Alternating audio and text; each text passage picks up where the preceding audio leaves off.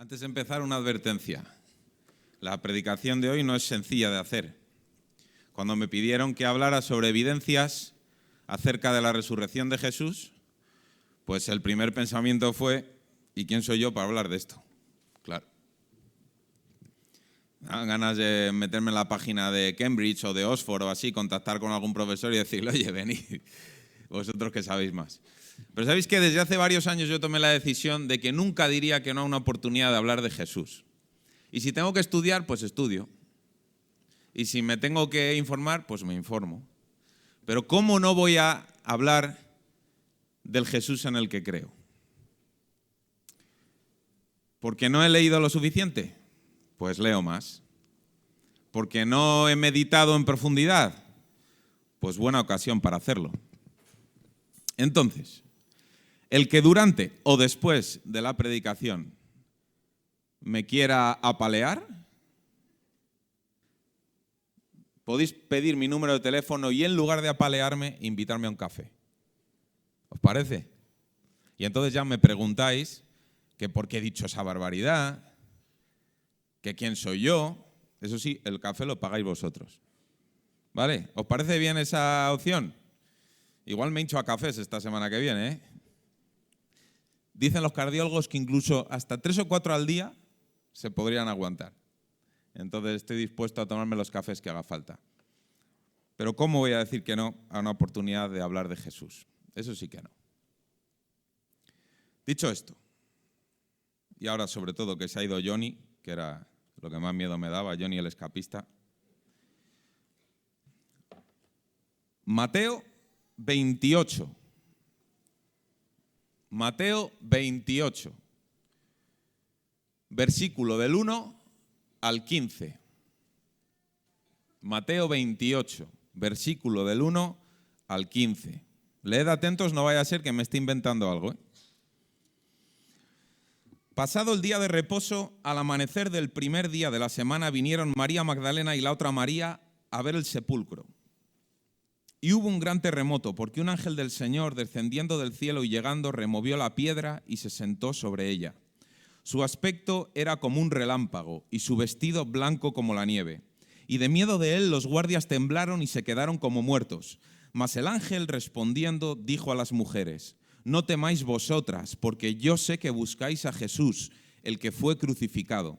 No está aquí, pues ha resucitado. Como dijo, venid, ved el lugar donde fue puesto el Señor, e id pronto y decid a sus discípulos que ha resucitado de los muertos. Y he aquí va delante de vosotros a Galilea, y allí le veréis. He aquí os lo he dicho. Entonces ellas, saliendo del sepulcro con temor y gran gozo, fueron corriendo a dar las nuevas a sus discípulos. Y mientras iban a dar las nuevas a sus discípulos, he aquí Jesús les salió al encuentro diciendo: ¡salve! Y ellas acercándose abrazaron sus pies y le adoraron. Entonces Jesús les dijo: no temáis, id, dad las nuevas a mis hermanos para que vayan a Galilea y allí me verán. Mientras ellas iban, he aquí unos de la guardia fueron a la ciudad y dieron aviso a los principales sacerdotes de todas las cosas que habían acontecido. Y reunidos con los ancianos y habido consejo, dieron mucho dinero a los soldados, diciendo: decid vosotros, sus discípulos vinieron de noche y los robaron, estando nosotros dormidos. Y si esto lo oyera el gobernador, nosotros le persuadiremos y os pondremos a salvo. Y ellos, tomando el dinero, hicieron como se les había instruido. Este dicho se ha divulgado entre los judíos hasta el día de hoy. Eso lo escribe Mateo. La resurrección de Jesús es uno de los pocos acontecimientos que tienen lugar en el siglo I que se narran en los 4 evangelios: Mateo, Marcos, Lucas y Juan. Hay algunas parábolas, dichos de Jesús, hechos de las personas que estaban alrededor de Jesús, que solamente se narran en uno de los evangelios, o en 2 de los evangelios, o en 3 de los evangelios. Pero la resurrección de Jesús se narra en los 4 evangelios que encontramos en el Nuevo Testamento. También está en Marcos, capítulo 16, del 1 al 14, que por cuestión de tiempo no voy a leer los otros 3 evangelios, pero podríamos hacerlo. Entonces, el que quiera, un buen ejercicio es leer la resurrección de Jesús narrada por Mateo, por Marcos, por Lucas y por Juan, porque los 4 narran este acontecimiento. Lucas lo narra en el capítulo 24, versículos del 1 al 12, y si seguís leyendo más allá del 12, veréis que sigue hablando de aquel encuentro de Jesús ya resucitado en el camino a Emaús, y después se aparece a los discípulos, es decir, que es más extenso, pero del 1 al 12 podéis tener ahí más o menos la historia. Y Juan, capítulo 20, del 1 al 10, y después del 10, pues sigue con la aparición a María Magdalena, a sus discípulos, a Tomás, etc. Entonces, esto lo dejo para casa de deberes. Que leáis lo que yo he leído en Mateo, también lo podéis leer en Marcos, en Lucas y en Juan. Ahora la pregunta es, ¿por qué es importante esto? ¿Por qué es importante que Jesús haya o no haya resucitado? Hombre, si lo pregunto en una iglesia, la respuesta va a ser una. Y si lo pregunto en otro foro, la respuesta puede ser otra. Porque sabéis que cualquier persona con 2 dedos de frente reconoce que Jesús existió. Una persona mínimamente informada sabe que no puede negar la existencia de Jesús de Nazaret, ¿verdad? Incluso los ateos reconocen que Jesús nació, vivió y murió. Ahora, para algunos, Jesús fue un gran moralista, un gran maestro de la moral. Y de Jesús pueden aprender cómo conducirse en la vida. Y lo puede reconocer un ateo, que Jesús dijo cosas con mucho sentido común y que pueden ser muy beneficiosas para la sociedad. Y en ningún momento el ateo se ve en peligro de ser teísta. No, dice, que yo que no creo que exista Dios. Yo creo que existió un hombre llamado Jesús que hizo cosas muy buenas y de las que podemos aprender. Otros dicen que fue un gran filósofo, seguidor de alguna de las escuelas que había ya por ahí en aquel entonces, o de varias de ellas, porque claro, cuando estuvo en el desierto 40 días, ese era un estoico, y cuando estuvo tal. Pero podemos aprender muchas cosas porque dijo cosas muy interesantes. El sermón del monte, qué interesante es desde el punto de vista filosófico o moral, ¿no? Luego otros dicen que Jesús fue un revolucionario. Es una pena que hay demasiados cristianos que también dicen que Jesús fue un revolucionario y ya. Pero para muchos Jesús fue un gran revolucionario. Incluso para muchos ateos marxistas, Jesús fue, ¿quién mejor que Jesús dijo eso de ayudad a los huérfanos, a las viudas, cuidad de los pobres, yo he venido para sanar a los enfermos? ¿Quién sino Jesús comía con la gente con la que nadie quería comer y dejaba un poquito ahí de lado a los poderosos, a los ricos, a los famosos? Otros dicen que Jesús fue una buena persona. Es decir, puede ser un buen modelo de conducta. Otros dicen que Jesús fue muy valiente. Ahora, para todo esto, el hecho de que Jesús haya o no resucitado es irrelevante, ¿verdad? Porque lo que importa es lo que hizo Jesús antes de morir. Lo que dijo, lo que hizo. Ahora, para los cristianos, el hecho de que Jesús haya resucitado es clave. Sin resurrección no hay cristianismo. Sin resurrección tampoco hay Cristo, ¿no? Fijaos lo que dice ahí, Corintios. Si Cristo no resucitó, vana, o sea, inservible, no vale para nada nuestra fe. La fe de los cristianos es una fe absurda si Jesús no resucitó. No es absurdo. Si Jesús no resucitó, no es absurdo que haya sido un moralista, un filósofo, un revolucionario. No necesitamos este hecho. Pero para los cristianos, si Jesús no resucitó, nuestra fe no vale para nada. En algún sitio hasta dice que somos hasta dignos de que se rían de nosotros y que se compadezcan de nosotros. Pobrecillo. en lo que tiene que creer uno. Así que sí que es importante este hecho, ¿verdad? Si Jesús resucitó o no. Porque si no resucitó, nuestra fe no vale para nada. No tiene sentido.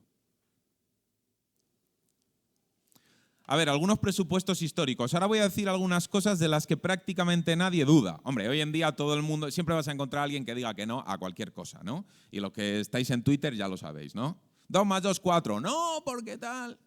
Eso es así. Ahora, no hace falta ser cristiano para poder decir las cosas que ahora yo voy a decir. Ahora, ¿de dónde se toman estos presupuestos históricos? ¿Dónde encontramos el material que nos permite afirmar lo que ahora vamos a afirmar?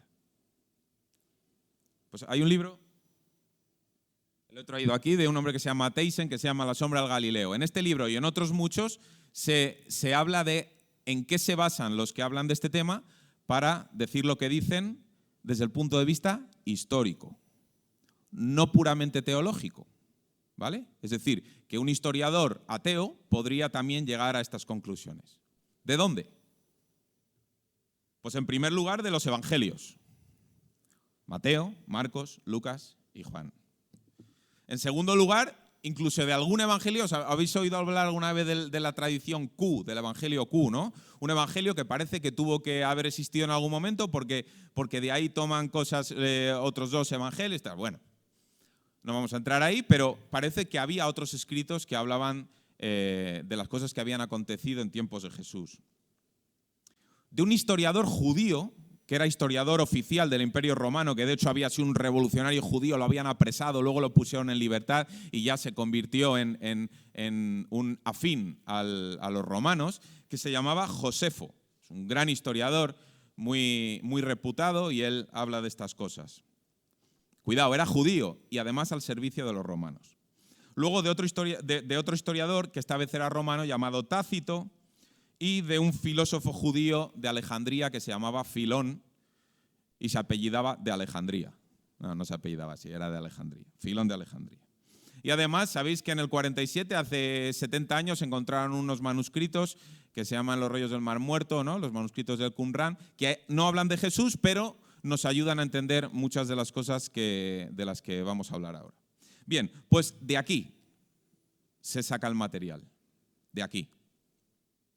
¿Hay otros sitios? Bueno, puede haberlos, pero ahí ya puede haber dudas. Ahora, de aquí sacan el material los historiadores para decir lo siguiente.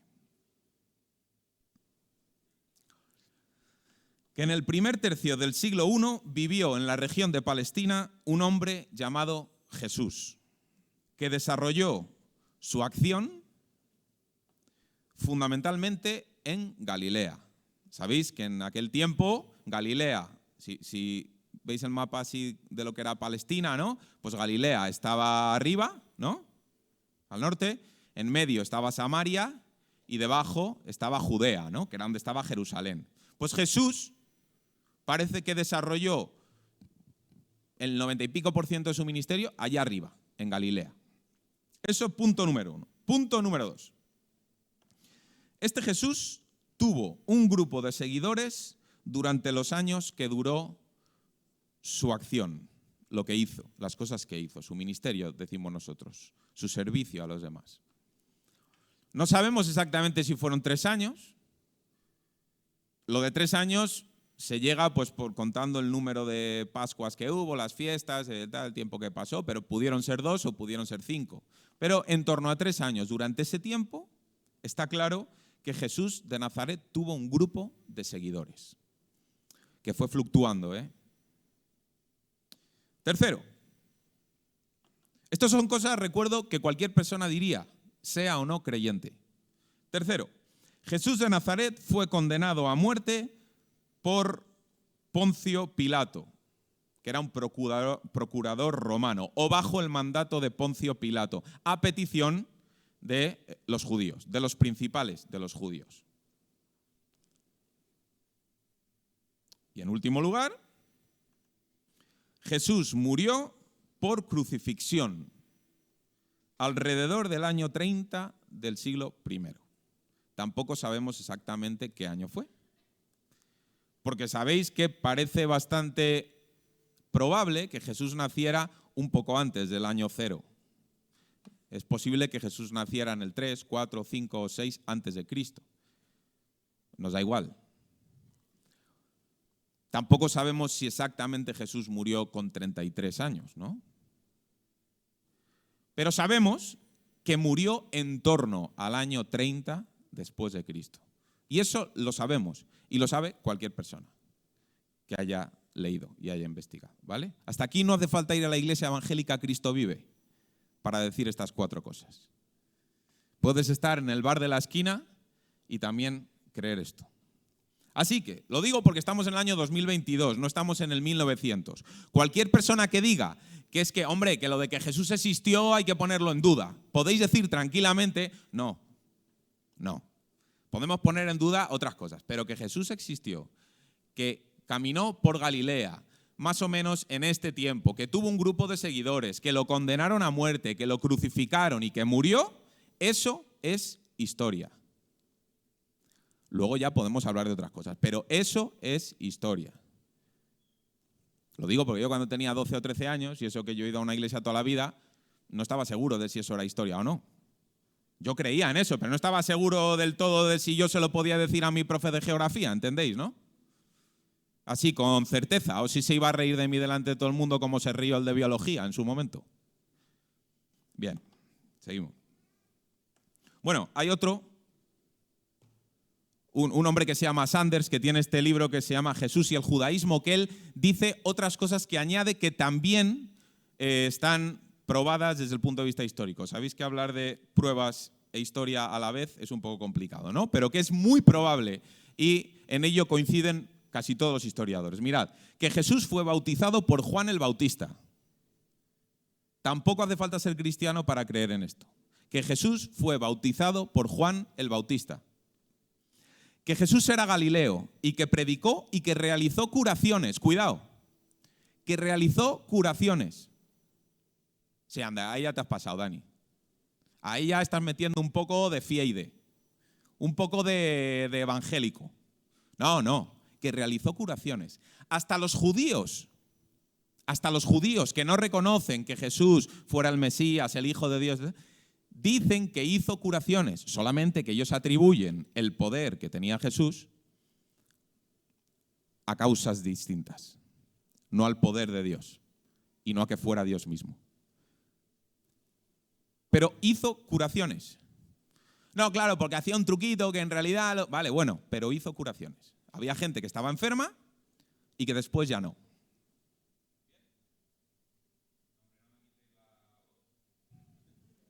Sí, ahí. Tercero, ahí tienen a uno de... Tercero, llamó a discípulos y habló de que eran 12. Llamó a unos cuantos discípulos y él decía que eran 12. Eso está claro también.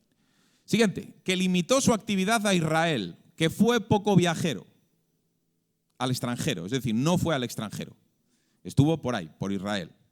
Él, luego ya sus discípulos, es otra cosa. Que mantuvo disputas sobre el templo, polémicas muy fuertes sobre el templo. De hecho, muchos teólogos dicen que esta fue una de las principales causas, si no la principal causa, por la que Jesús fue ajusticiado. Por las cosas que dijo sobre el templo. Bueno, pero el caso es que mantuvo disputas fuertes sobre el templo. En sexto lugar, fue crucificado a las afueras de Jerusalén por las autoridades romanas, que eran las únicas que tenían la autoridad de crucificar a una persona. Los judíos no podían crucificar a una persona. 7. Tras la muerte de Jesús, sus seguidores continuaron formando un movimiento identificable. Es decir, que tras la muerte de Jesús, las personas que le seguían y cada vez más personas comenzaron o prosiguieron un movimiento que llega hasta el año 2022 al barrio de Hortaleza, Iglesia Evangélica Cristo Vive. Esto último no viene en esta edición. Y lo último es que al menos algunos judíos persiguieron a ciertos grupos del nuevo movimiento y al parecer esta persecución duró como mínimo hasta un tiempo cercano al final del ministerio de Pablo. Bien, pues estas cosas más las que he dicho. Algunas ideas clave que son importantes para entender cuando hablamos de las evidencias históricas sobre Jesús. Quizá esto para algunos es el ABC, quizá para otros esto es chino. Pues dependiendo de si te ha interesado este tema y has leído o no, no pasa nada. Hay personas, igual sabes mucho sobre otra cosa, sobre el Apocalipsis, y sobre esto no pasa nada. O sobre el Señor de los Anillos, y yo no sé nada, pues no pasa nada, ¿eh? Entonces, quizá algunas cosas sean de cajón para algunos y para otros no. Cuando uno habla a 300 personas, más no sé cuántas en YouTube, pues dice, ¿en quién pienso? ¿En que lo oiga yo mismo? ¿En que lo oiga mi hijo de 8 años? ¿O en que lo oiga Richard Dawkins, que es uno muy listo y muy ateo? Pues hombre, pues no sé. Dependiendo de quién lo escuche, pues tomará sus conclusiones, ¿no? Algunas ideas clave. La primera, entre la resurrección de Jesús, en torno al 33, ¿no? Decimos, y el primero de los evangelios, que lo más probable es que fuera Marcos, el primero de los que se escribió, entre la resurrección de Jesús y la escritura del primero de los evangelios pasan unos 40 años. Eso es así.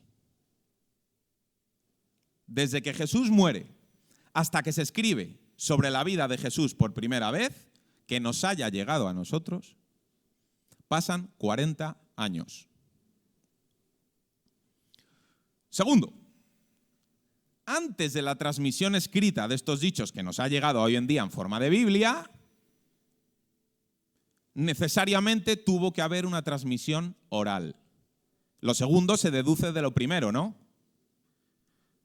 Si más o menos en los años 70 se escribió por primera vez el primero de los evangelios, que posiblemente fuera el de Marcos, eso quiere decir que durante esos 40 años se tuvieron que estar contando las cosas que están narradas en los evangelios, porque si no, que de repente 40 años después uno por primera vez sabe lo que pasó en los años 30. No.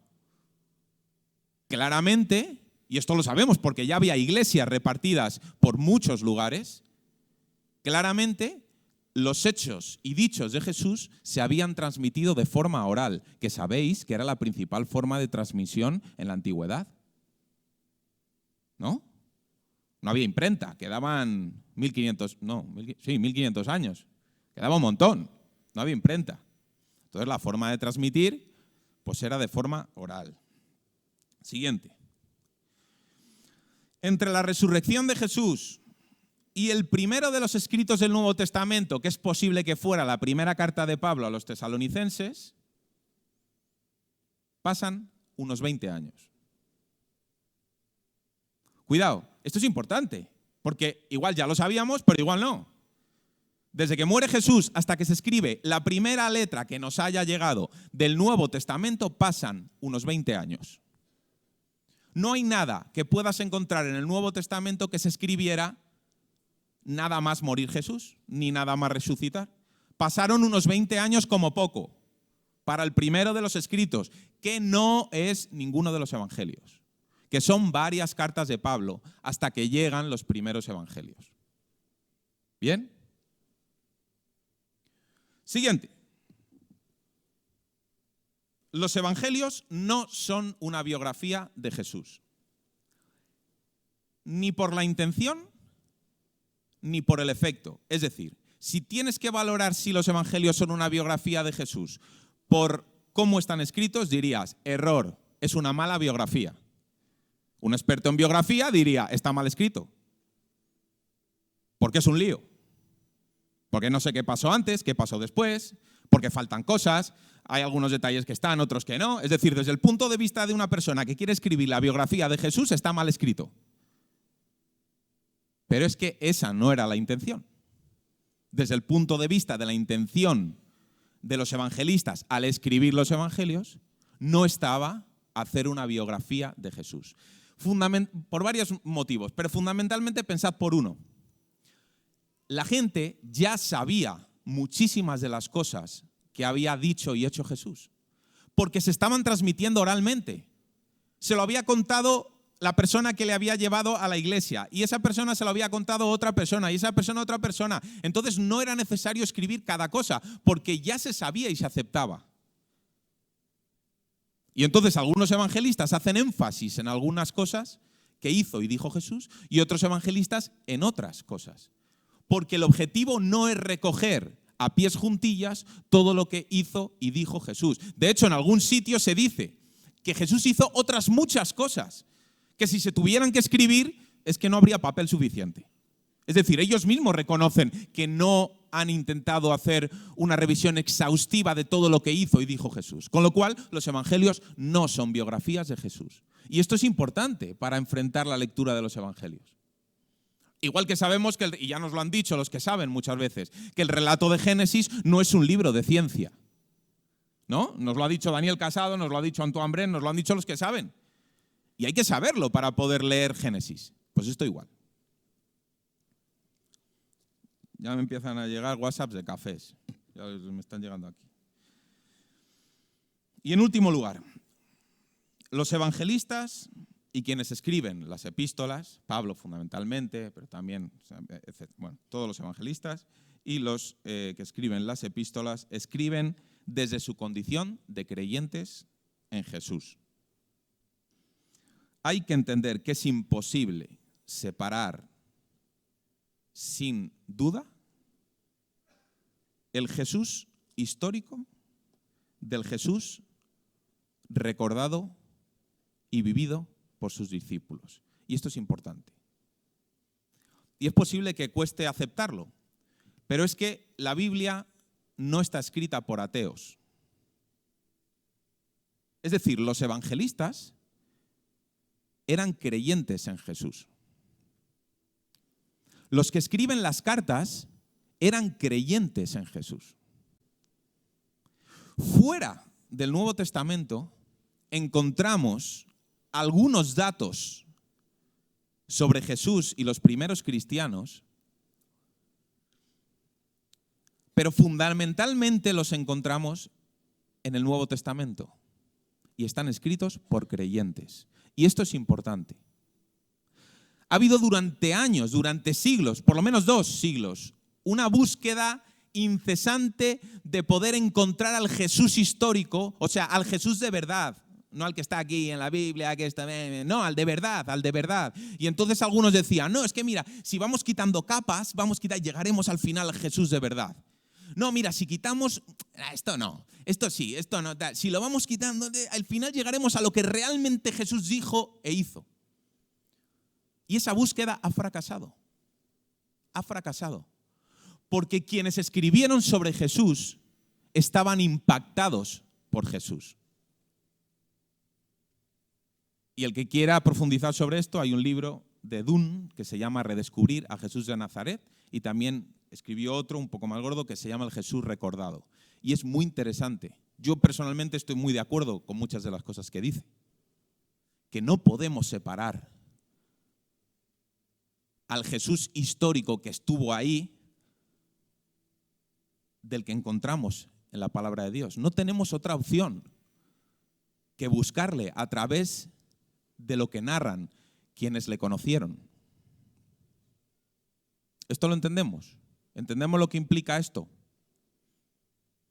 Igual es un poco complicado de sacar conclusiones, pero esto es importante, ¿vale? No tenemos un evangelio según Poncio Pilato. Ojalá tuviéramos la versión de Poncio Pilato. Tampoco tenemos un evangelio según el soldado que le atraviesa a Jesús con una lanza para comprobar si había muerto. ¿Os acordáis que dice que verdaderamente este es el Hijo de Dios? Ojalá hubiéramos tenido un evangelio escrito por él. Para contrastar, ¿no? El otro lado. Como cuando lees el ABC y luego lees El País y dices, vamos, ¿entendéis, no? O lees el Sport y el As. Venga, voy a ver los 2 lados de la historia. No lo tenemos, ¿vale? Entonces, ¿cuál es la principal crítica o el principal problema con el que nos encontramos si queremos hablar de evidencias históricas de la resurrección de Jesús? De una forma seria, digo, ¿eh? El principal problema es que para los cristianos que pensamos que las Escrituras son la palabra de Dios, no necesitamos seguir hablando ya. Nos vale con leer Mateo, Marcos, Lucas y Juan. ¿Vale? Ahora, quienes no aceptan que lo narrado en Mateo, Marcos, Lucas y Juan aconteció exactamente tal y como lo narran Mateo, Marcos, Lucas y Juan, sí que hay algo más de problema. Y hay que entenderlo, ¿o no? ¿O no lo entendemos eso? Hay que entenderlo. ¿Qué cosas dicen para decir lo que dicen? ¿Por qué no lo aceptan? ¿Por qué no aceptan que Mateo 28:3? ¿Por qué no aceptan Mateo 28:3? El aspecto era como un relámpago y su vestido blanco como la nieve. Habla del ángel. ¿Por qué no aceptan que exactamente hubo un ángel que su aspecto era como un relámpago y su vestido blanco como la nieve? ¿Por qué no? ¿Por qué no? Si está en Mateo. Bueno, pues durante el siglo XIX y XX, y lo triste es que fundamentalmente los que escriben esto son teólogos, ¿eh? Son teólogos. O dicen que son teólogos, ¿no? Porque hablan sobre Dios y eso. Mira, fundamentalmente dicen que es que pasó mucho tiempo desde que ocurren los hechos hasta que alguien los escribe. Y esto es verdad. Y un periodista que haya por aquí en la sala dirá que claro, que yo trabajo en un periódico y digo que vengo con una noticia de hace 40 años, con muchos detalles, y lo primero que me va a decir mi jefe de sección es, a ver, escucha, pero que esto ha pasado hace 40 años. ¿Estás seguro que exactamente pasó esto? ¿Esto lo entendemos? Lo que quiere decir. Hombre, si lo hubieran escrito exactamente, narrado, atención, atención, vemos que la piedra se remueve, Jesús, hombre, en el año 2022 habría sido genial, como cuando se retransmitió la llegada del hombre a la luna, ¿no? Atención, vemos un ángel, su aspecto es como un relámpago, no hay nadie en la tumba, habría sido genial y tendríamos el vídeo en YouTube. Entonces, ¿que no te lo crees? Mira el vídeo. Pero no. También dicen que por la fe que tenían estos evangelistas, la forma de narrar lo que Jesús dijo e hizo está un poco, pues, embellecida. Embellecida. Porque ellos eran creyentes. ¿Cómo vas a hablar del Jesús al que adoras? Si no. También lo entendemos esto, ¿no? Que tiene sentido. Claro, si estuviera el Evangelio según Poncio Pilato, y Poncio Pilato dice que efectivamente sepultaron a Jesús y que efectivamente el domingo por la mañana no había nadie allí y que efectivamente el mismo Poncio Pilato vio a Jesús que vino y le dijo, ¿ves, Poncio? Te lo dije. Que sigues teniendo las manos mojadas, ya habértelas lavado. Aquí estoy, Poncio, escríbelo. Y entonces tendríamos el Evangelio según Poncio Pilato y podríamos decir, ¿veis? Hasta sus enemigos dijeron que Jesús había resucitado, pero no lo tenemos. Y también dicen, pues, que no es lo mismo escribir sobre la vida de Jesús antes de su muerte y resurrección que después. Porque muchas de las cosas, todo lo que se escribe sobre Jesús, se escribe cuando Jesús ya había muerto y resucitado. Entonces dicen que, claro, que muchas de las cosas que contaban que Jesús dijo que iban a pasar, claro, las cuentan porque ya habían pasado. Entonces, a toro pasado es fácil, ¿no? ¿Entendéis, no? La cosa. Como si, dice, la profecía de Isaías sobre qué iban a hacer se hubiera escrito en el siglo III. Dice, hombre, ¿qué valor tiene esa profecía si se ha escrito después de que haya pasado? Tiene trampa, ¿no? En este caso no ocurrió, pero podríamos decir lo mismo, ¿no? Entonces, entendemos las críticas que pueden hacer algunas personas. Ahora vamos a tratar de hacer un acercamiento rápido a 4 evidencias. Y repito, y aquí me podría corregir Mario Escobar y prefiero que no me corrija. Pero cuando hablamos de historia, tenemos que entender que la historia no es una ciencia natural. Es una ciencia de otro tipo, es una ciencia social. Y entonces la forma de hacer investigación en historia es diferente a la forma de hacer investigación en física o en química o en medicina. Diferente. Entonces, cuando hablamos de una evidencia histórica, no estamos hablando de que al meter determinado componente en determinada célula, la respuesta de la célula es A. y metiendo otro componente en otra célula, la respuesta de la célula es B. Eso son ciencias naturales, empíricas. Una persona en un laboratorio hace un experimento y entonces escribe los resultados de ese experimento. Y si volviera a hacer ese experimento 1000 veces, la mayor parte de esas veces, y cuantas más mejor, volvería a dar los mismos resultados. Ahora, en historia, el principal problema es que no podemos volver atrás. Ese es el principal problema. Que no tenemos el vídeo de YouTube narrado, para que lo entendamos. Pero vamos a intentarlo. 4 evidencias sobre la resurrección de Jesús. La primera, que Jesús es sepultado en una tumba que era propiedad de un hombre llamado José de Arimatea. Repito, para estas 4 cosas no hace falta ser cristiano. ¿Vale? Jesús es sepultado, porque cuando Jesús no es sepultado, primero es crucificado. Bien, entonces, lo podían haber dejado ahí en la cruz. O lo podían haber cogido y haberlo tirado a una fosa común. O lo podían haber cogido y echado no sé, a que se lo comieran unos animales, no lo sé. Podía haber muchas opciones, pero la que ocurrió es que Jesús fue sepultado y además sabemos dónde. En una tumba, en una sepultura, en una especie de cueva que era propiedad de un hombre llamado José de Arimatea. ¿Y por qué sabemos esto? Mirad, esto es muy interesante, muy interesante. Primera de Corintios, lo hemos cantado en la primera canción, La victoria está en Jesús, lo hemos cantado. Esa letra de esa canción está basada en Primera de Corintios 15, del 3 al 5, exactamente, casi literalmente. Pablo dice a los corintios, porque primeramente os he enseñado lo que asimismo recibí. 2 puntos, y ahora dice lo que asimismo recibí. Dice, que Cristo murió por nuestros pecados, conforme a las Escrituras, y que fue sepultado, y que resucitó al tercer día, y dice otra vez, conforme a las Escrituras, y que apareció a Cefas, y después a los 12, y después sigue diciendo más cosas. Entonces, la pregunta es, sé que sois listos, esto de que Cristo murió por nuestros pecados conforme a las Escrituras, que fue sepultado, que resucitó al tercer día, ¿eso lo está diciendo Pablo?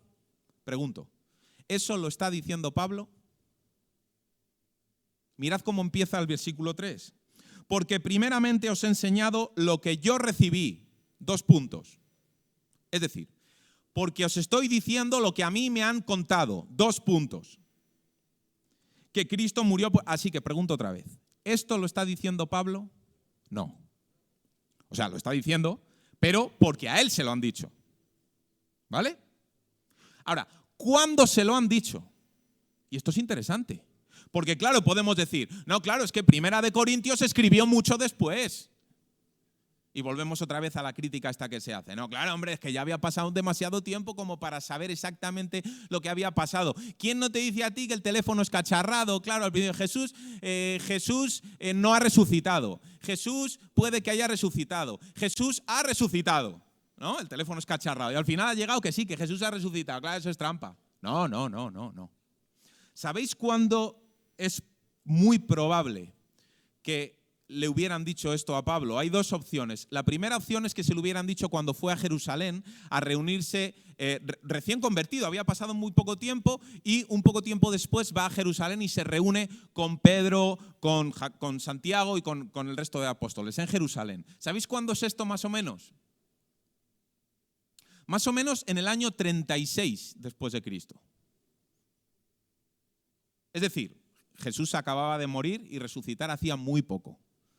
Y en ese sitio ya le dicen a Pablo algo que se ve que los cristianos repetían en sus cultos. Y repetían esto, que Cristo murió por nuestros pecados conforme a las Escrituras, que fue sepultado, que resucitó al tercer día conforme a las Escrituras. Esto ya lo decían los cristianos del año 30 y pico después de Cristo. No lo dice Pablo en el 70 y pico o en el 80 y pico. La otra opción es que a Pablo se lo dijera el mismo Ananías. ¿Os acordáis cuando Pablo queda cegado por... ¿Se llamaba Ananías? Sí, ¿no? Es que me lío. Ananías y Zafira también que eran tocayos. El que le ayuda a recobrar la vista y que le acoge cuando Pablo cae derretido por Jesús. ¿Se llamaba Ananías, sí o no? Confirmádmelo. Vale, es que de verdad que estaba dudando ya. Es posible que se lo dijera a él. ¿Y eso cuándo fue? Antes incluso. O sea, Jesús acababa de terminar su ministerio hacía no mucho. Es decir, fuera cual fuera las dos posibilidades, parece que este dicho ya se comentaba y se traspasaba de unas personas a otras en todas las iglesias cristianas desde bien poco después de la resurrección de Jesús.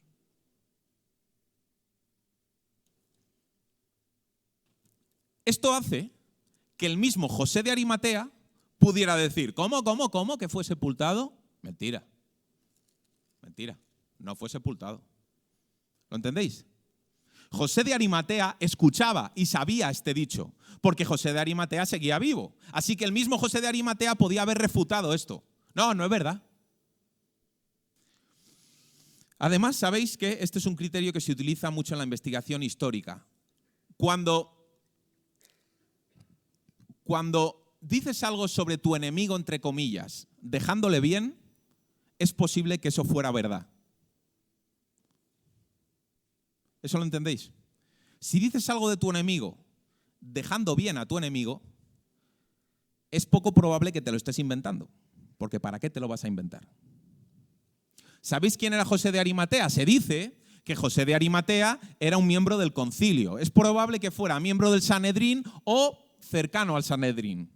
¿Os acordáis quiénes fueron los del concilio? ¿Quiénes fueron? ¿Qué hicieron con Jesús? Son los que dijeron crucifícale. ¿Os acordáis?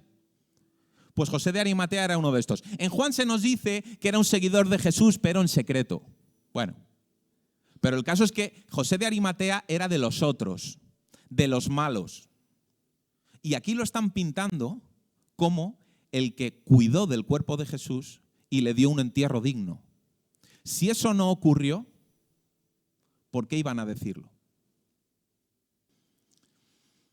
Y en último lugar, porque no hay ninguna otra alternativa documentada sobre qué otra posibilidad pudo haber. No hay ninguna otro acontecimiento hecho, documentado, sobre qué otra posibilidad pudo haber con Jesús una vez muerto. Es la única alternativa viable, que fuera sepultado en una tumba propiedad de José de Arimatea. Segunda, el domingo por la mañana la tumba estaba vacía. Esto lo estoy diciendo yo, que soy cristiano. Pero también lo podría decir un historiador no cristiano. Que el domingo por la mañana, primer día de la semana, según los judíos, la tumba estaba vacía. Volvemos otra vez. Una primera explicación, una primera evidencia. Volvemos otra vez a 1 Corintios 15:3. En el 4, que fue sepultado y que resucitó al tercer día conforme a las Escrituras. Pero fijaos qué argumento más importante. ¿Sabéis quién dice por primera vez que Jesús no está en la tumba, que ha resucitado? ¿Quién lo dice? Lo dicen mujeres. ¿Sabéis que las mujeres, hoy se ha ganado mucho en derechos, la verdad, pero en aquel entonces todavía no? Y de hecho, legalmente, el testimonio de una mujer pues tenía poco valor. Ya tenía poco valor el testimonio de un hombre, que hacía falta que fueran dos, ¿no? Pues imaginaos el de una mujer. Yo no sé si había en algún sitio una tabla de equivalencias de el testimonio de 2 hombres es igual al de hacen falta 7,3 mujeres para que... No sé si había una tabla de equivalencias o como no hubiera un hombre ahí en la sala no se creía nada de lo que dijeran por mucho que fueran 300 mujeres. El caso es que el testimonio de una mujer no tenía valor en aquella época. Y en los 4 evangelios nos dicen que lo encontraron por primera vez, la tumba vacía, mujeres. Si tú quieres dar sensación de seguridad, de historicidad, tú lo que dices es que el que se lo ha encontrado es un hombre. O mejor, 2 hombres. Si tú te lo quieres inventar, tú dices que han sido por lo menos 2 hombres. Pero no dices que han sido mujeres. Ahora, no sabemos exactamente cuántas mujeres, porque en Mateo se nos dice que fueron María Magdalena y la otra María. La otra María la llaman. En Marcos, además dicen que había una que se llamaba Salomé, que también estaba por ahí. En Lucas no nos dicen nombres, pero nos dicen que lo encontraron las mujeres que habían venido con Jesús desde Galilea y luego algunas más. Es decir, si hablan en plural al principio y luego dicen algunas más, entonces por lo menos tenían que ser 4, ¿no? Algunas más. Bueno, Puede ser. Y luego Juan habla solo de María Magdalena. Juan dice que fue María Magdalena. Que no diga que había otras no significa que no estaban, pero él dice que fue María Magdalena. Pero el caso es que los 4 evangelistas dicen que las que encontraron la tumba vacía fueron mujeres, con lo que eso implica. Otra razón, que a diferencia de otros textos apócrifos que se escribieron después, en el siglo II, en el siglo III después de Cristo, la narración de la resurrección de Jesús tiene poco adorno. Hay algunos textos apócrifos que son bastante creativos a la hora de hablar de la resurrección de Jesús. Y parece que estás viendo un capítulo de Pokémon. Porque ponen mucho, era como un superhéroe tal, evolucionando a la... Igual por eso son apócrifos, ¿no? Pero el caso es que Marcos, que es el primero de los evangelios, lo narra de una forma muy llana, muy simple, muy tranquila. Es decir, no lo voy a adornar mucho, voy a decir lo que ocurrió. Y en último lugar, volvemos otra vez al criterio de los enemigos. Los enemigos, que son judíos, no dicen que Jesús sí que seguía en la tumba. No lo dicen. De hecho, ellos dicen que la tumba estaba vacía. Pero lo hemos leído en Mateo, ahí al final. ¿Qué dicen? Que lo habían robado. ¿Os acordáis que habían quedado en eso? Según narra Mateo, por lo menos según lo narra Mateo, habían quedado en qué. A los guardias se les había ido la olla y Jesús ya no estaba allí. Es decir, habían fracasado. Entonces van y lo cuentan. Y le dicen, vamos a ver cómo solventamos esto. Porque como se entere la gente de que Jesús no está en la tumba, ya lo que nos faltaba. O sea, la revolución. La revolución. Entonces, vamos a hacer una cosa. Vamos a decir que han robado el cuerpo de Jesús. Y tranquilos, que a vosotros, si os quieren hacer algo, vais a ser testigos protegidos. Decid que han venido y han robado el cuerpo de Jesús. Que nosotros nos encargamos de protegeros. Y entonces dice Mateo, y este dicho se ha extendido entre los judíos hasta el día de hoy. Y en el año 2022 podemos decir que este dicho se ha transmitido entre los judíos hasta el día de hoy. ¿Vale? Pero no dicen que la tumba estaba ahí todavía con Jesús dentro. La tumba estaba vacía. Tercera, son 4. Jesús se aparece a mucha gente tras ese domingo. Jesús se aparece a mucha gente tras ese domingo. Si realmente queremos ser estrictos desde el punto de vista histórico, tendríamos que decir que mucha gente dice que Jesús se le apareció tras ese domingo, ¿vale? Para no caer en lo que no queremos caer. Mucha gente dice que Jesús se le apareció tras ese domingo. Si seguimos leyendo en 1 Corintios 15, desde el 3, ¿no? Decimos que apareció a Cefas, después a los 12, después apareció a más de 500 hermanos a la vez, de los cuales muchos viven aún. Cuidado con esta cosa. De los cuales muchos viven aún. ¿Qué quiere decir eso? Que si no os lo creéis, preguntadles. De los cuales muchos viven aún. Si no os lo creéis, preguntadles a ver si es verdad. Pasamos por alto a veces esto, pero no es ninguna tontería. Y otros ya duermen. Después apareció a Jacobo, después a todos los apóstoles y al último de todos, como un abortivo, me apareció a mí. ¿Os acordáis cómo se apareció a Pablo, no? Jesús ya no estaba en este mundo, pero se le aparece a Pablo ahí a través de una visión poderosa, ¿no? Que le ciega. Más de 500 personas. Más de 500 personas. Algunos de los cuales todavía siguen vivos. Igual que le podían haber preguntado a José de Arimatea, oye, José, ¿de verdad lo pusiste en esa tumba, en esa sepultura? Podían haber preguntado, oye, ¿tú de verdad, en serio, dime, de verdad que no se lo voy a decir a nadie? Ya está, de verdad, son entre tú y yo por saber, por quedarme tranquilo. ¿De verdad has visto a Jesús? ¿No? No, que me lo he inventado, pero que se lía. ¿No? Bueno, era una opción. Oye, mira, que de verdad que esto ha sido una bola, que se ha hecho cada vez más grande, que no sabíamos cómo pararlo, pero hay que pararlo. Que es mentira. Ya está. Que lo sentimos mucho. No volverá a pasar. ¿Qué posibilidades hay? Pues que esas 500 y pico personas fueran mentirosas. Es una posibilidad.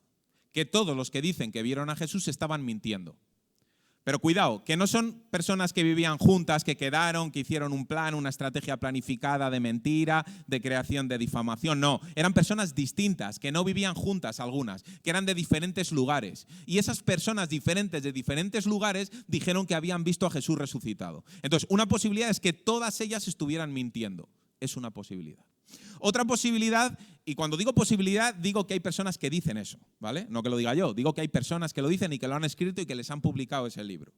Otras personas dicen que eran alucinaciones. Y entonces hay personas que desde su condición de psicólogos dicen, y no lo digo con burla, que son psicólogos, y dicen que es que el impacto que había provocado la muerte de Jesús en sus discípulos hizo que creyeran estarle viendo cuando en realidad no estaban viéndole.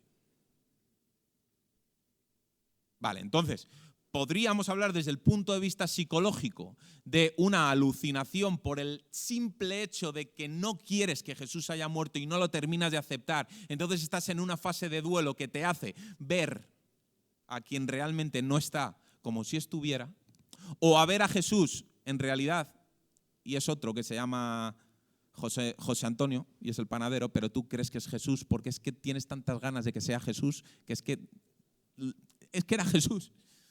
Bueno, pero ¿qué pasa? Que 500 y pico personas tuvieron que tener alucinaciones. Es otra posibilidad. Hay quien ha dicho que Jesús tenía un hermano gemelo. De verdad que hay quien lo ha dicho. Y entonces el que luego estaba ahí era el hermano gemelo de Jesús, ¿vale? Y último, los seguidores de Jesús quedaron impactados por este milagro hasta el punto de dar su vida por él. A mí la verdad es que es el que más me gusta, ¿eh? A mí es la evidencia que más me gusta. Mirad, tendemos a pensar que en el año 1, que en los tiempos de Jesús la gente se creía cualquier cosa. Y no es verdad. No, claro, sí, que Jesús resucitó, sí, como en aquel tiempo la gente... Que no, hombre. Que tú le preguntabas a un habitante de Nazaret, oye, ¿la gente resucita? Y te dice, pues no, claro que no. O sea, que no eran tontos, ¿eh? Que había muchas cosas a nivel científico que no se habían encontrado, pero que nadie te iba a decir que era físicamente posible resucitar. Nadie. Es decir, la gente no resucita y punto. Y eso lo creemos ahora, ¿no? ¿La gente resucita? No. Si alguien resucita, ha tenido que ocurrir algo sobrenatural. Pero naturalmente el cuerpo humano no está hecho para resucitar, no resucitamos de forma natural. Pero también lo creían en el siglo I, también lo creían en el siglo I.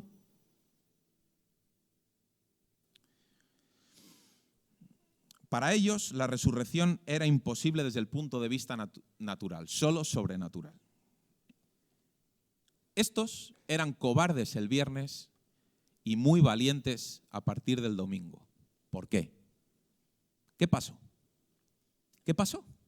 Para que Jesús se quedara completamente solo el viernes y a partir del domingo continuara desde ese núcleo y extendiéndose una comunidad que ha llegado hasta el día de hoy. ¿Qué ocurrió? ¿Qué pasó?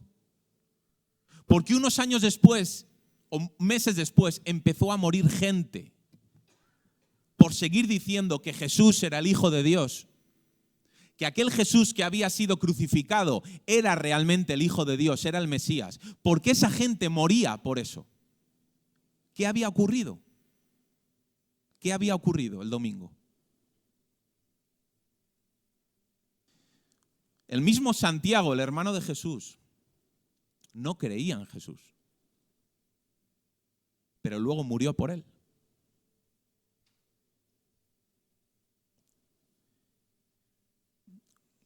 Y en último lugar, los discípulos, y esto es controvertido, pero parece que en general nadie esperaba que el Mesías resucitara.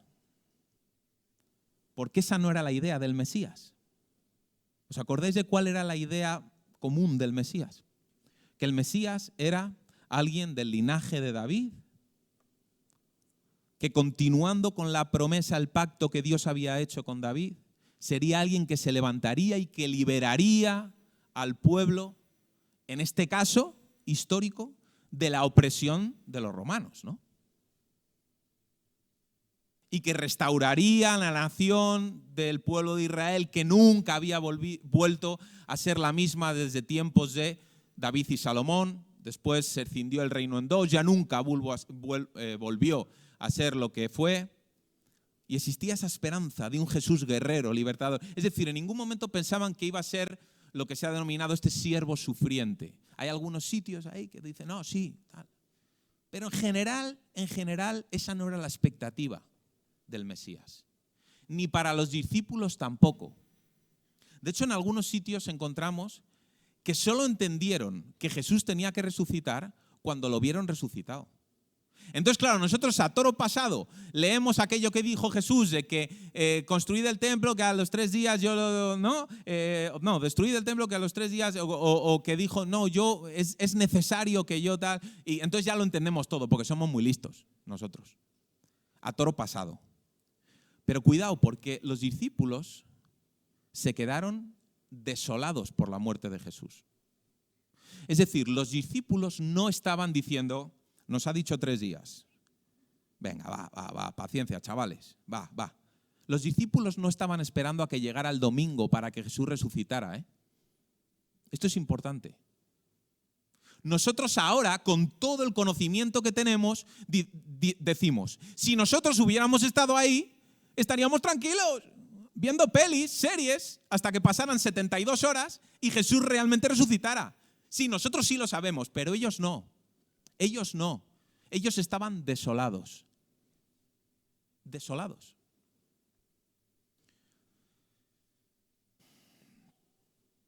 La muerte de Jesús era un fracaso. Para ellos la muerte de Jesús había sido un fracaso. El fracaso más grande de sus vidas. Muchos de ellos estarían pensando, he perdido el tiempo durante 3 años siguiendo a este hombre.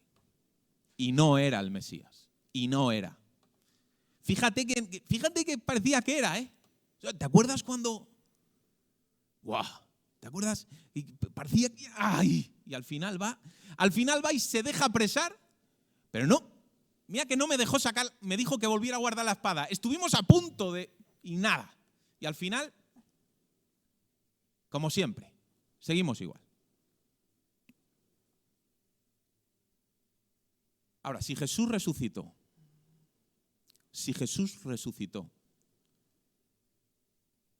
¿en qué afecta eso a tu vida ahora? Ahora, a 3 de julio de 2022. Si Jesús realmente resucitó, y si no crees que Jesús resucitó, te pido que lo pongas como una posibilidad. Si eres listo, lo vas a hacer. Si no, es que pues eres un cabezota y ya está. Ahora, ponlo como una posibilidad, que puede ser que Jesús resucitará, ¿vale? No te digo que digas, sí, no, me lo creo, Dani, vaya discurso has dado, me has convencido. Venga, hombre. Si eres listo, no te he podido convencer con esto que te he dicho, ¿vale?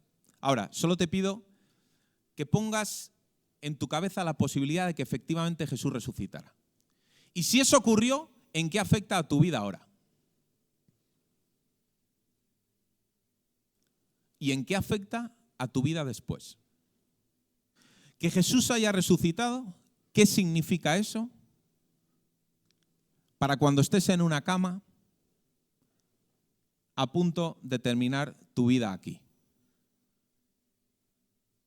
¿De qué forma ves el mundo? ¿De qué tiene que cambiar en tu cabeza? ¿De qué forma distinta, qué gafas diferentes tienes que llevar si realmente Jesús resucitó? Esa es una pregunta importante. Es decir, ¿me afecta que Jesús haya resucitado o es simplemente un acontecimiento que pudo o no haber ocurrido, pero en mi vida no afecta? ¿Es solo algo que ocurrió hace 2000 años y ya está? ¿O tiene repercusión en mi vida ahora? Bueno, hay un artista ateo muy conocido que dice claramente, dice, yo sé que la tumba estaba vacía.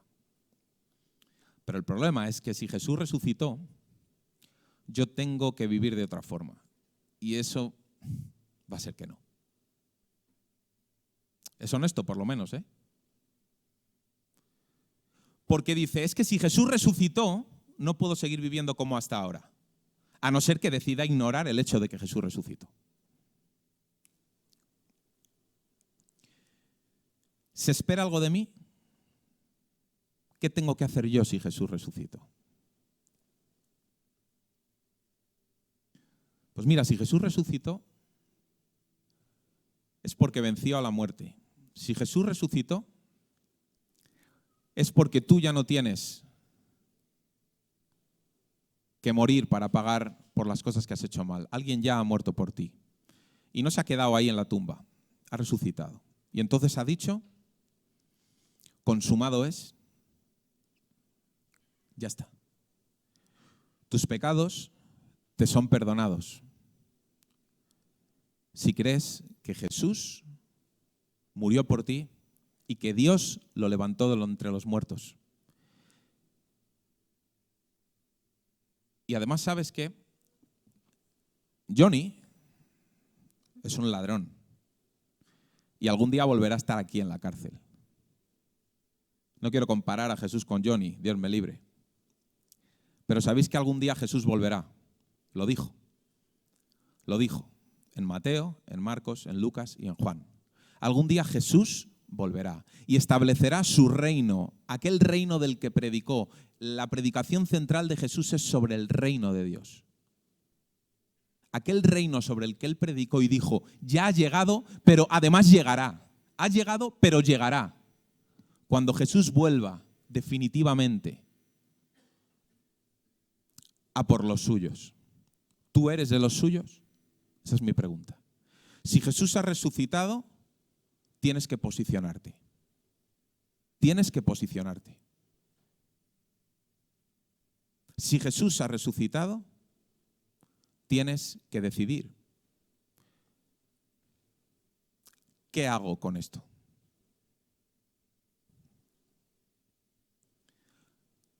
Demuéstramelo, dicen algunos.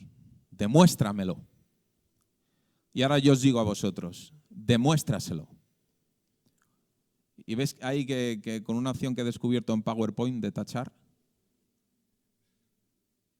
he tachado lo de D. Igual hay una forma de hacerlo así recto, pero yo no la he encontrado. Entonces me vibraba el ratón. No, no se lo demuestres, muéstraselo. Muestra a los demás que Jesús resucitó. No se lo demuestres, muéstraselo. Otros ya han intentado demostrárselo y han fracasado, ¿eh? En esto conocerán todos que sois mis discípulos, dijo Jesús. En esto conocerán todos que sois mis discípulos. Si tuvierais amor los unos con los otros. ¿Quieres mostrar que tú eres un discípulo de Jesús? ¿Quieres mostrar a Jesús? Ama a los demás, como Jesús te amó a ti. En esto conocerán los que no me conocen, que vosotros sois de los míos, en que os amáis los unos a los otros.